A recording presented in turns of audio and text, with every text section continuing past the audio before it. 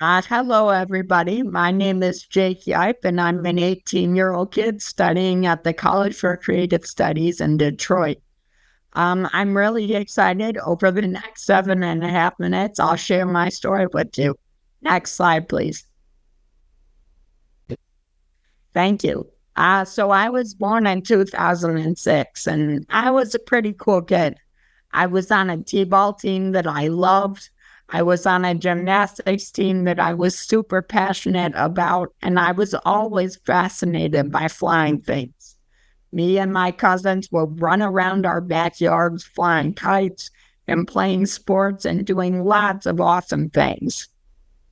But my family and I noticed that I wasn't as good at the outdoor activities that my peers were. So we went through a gauntlet of medical testing to try to figure out what was going on with me and if there was a solution. Next slide, please.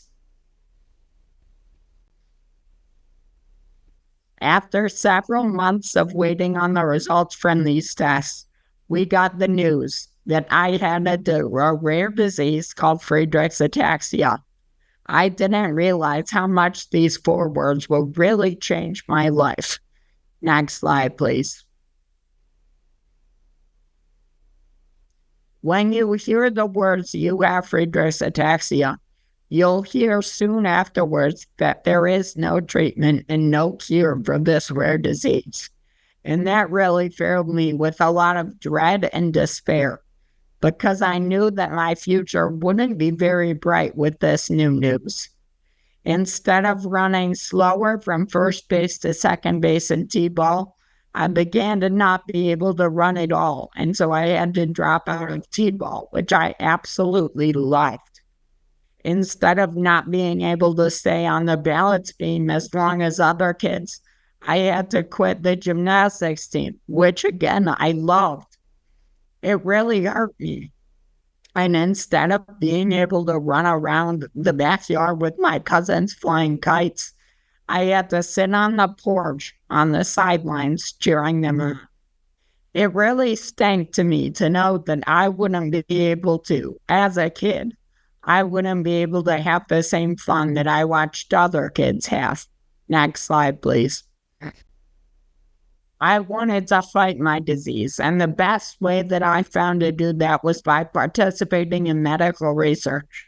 So I would beg my mom to take me to all sorts of hospitals around the world, any place where I could participate in medical research and fight my disease. Next slide, please. As I participated in this research, I realized that the research I was in led me to hope, and it led my future to brighten up a little bit. Next slide, please. So we would continue to go to all these sorts of places. We would go to the Children's Hospital in Philadelphia, to the University of Mayo, to the University of Chicago, all over the country. I would do anything I could to fight my disease and give the lab researchers as much as they could to find a research for my disease. Next slide, please.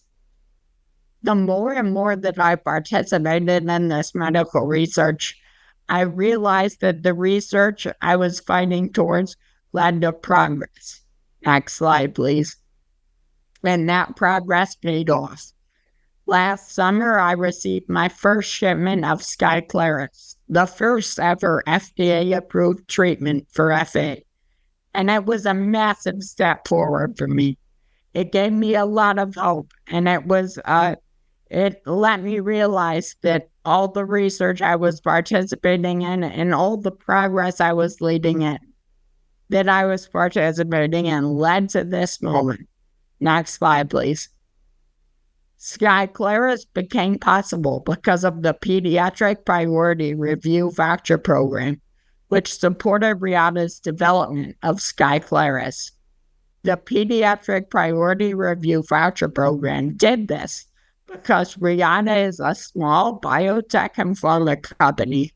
It had no previously approved products for FA, and Rihanna was incentivized to take a risk and invest in FA research. Next slide, please. And I'm glad they did, because last summer, Skyclaris was approved for FAers aged 16 years and older. Next slide, please. There are kids all across the United States participating in clinical trials. They are fighting for hope, research, and progress, and they're discovering therapies that will help us all. Next slide, please. Well, our fight leads us to believe that our progress leads to a brighter future for everyone. Next slide, please. Like I said, I loved to do a lot of fun things when I was a kid, and fortunately, I still can, but it requires a lot of adaptation. I became the first ever adaptive track state champion in Michigan. I love going on fun adventures with my family, and even though it's really difficult, I still find a way to persevere. And last summer, I graduated high school, which was a huge step forward for me. Next slide, please. All of this adaptation, this research, this hope, and this progress leads us to believe that our future, everyone with FA, our future is bright. Next slide, please. If I were to ask you to take one anecdote away from this presentation today, it would be that kids matter. Next slide, please. And just as kids matter, incentives matter too, a lot. Next slide, please. There are tons of pediatric rare diseases out there. Diseases that flip kids' lives over and take away things that they love to do, just like FA.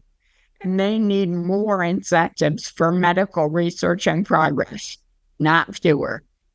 The next slide, please.